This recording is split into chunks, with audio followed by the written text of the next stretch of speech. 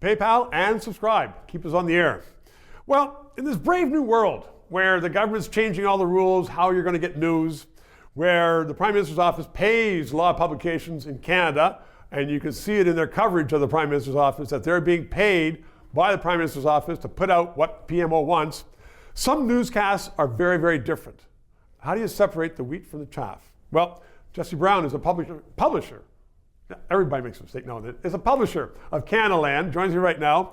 And aside from that quick mistake, you put out something that has been substantiated and liked for 10 years.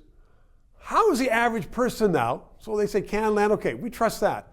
But there's so much stuff on the internet, Jesse. How does the average person separate the wheat from the chaff?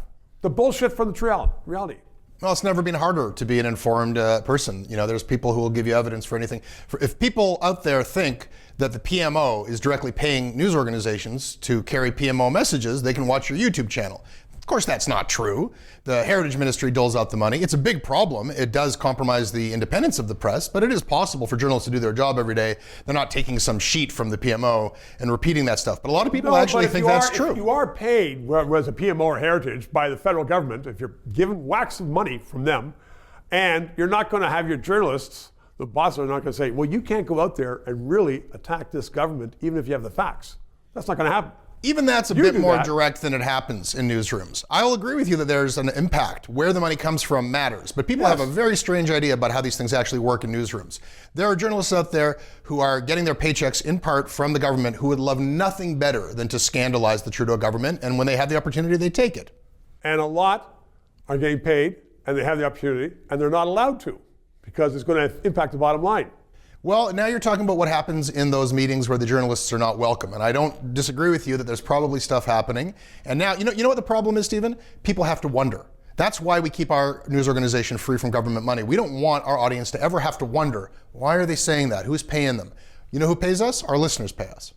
And so what is someone to do in Canada in the future when they know that, the Toronto Star, for instance, the most egregious example, gets a lot of money from the federal government?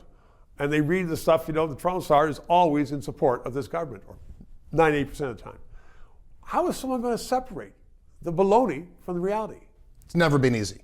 It's never been easy. It wasn't easy when there were just a few newspapers. The job of being an informed citizen, a critical thinker, is not easy. The way you got to do it is you find people who disagree with you, and you hear what they have to say. You don't let yourself be in a bubble. I think that's very good advice. That's what we do here too, as well as in your publication. Jesse Brown, thank you very much. 3 minutes. Liberties and freedom of speech are under attack in Canada like never before. So let's keep this discussion on the air.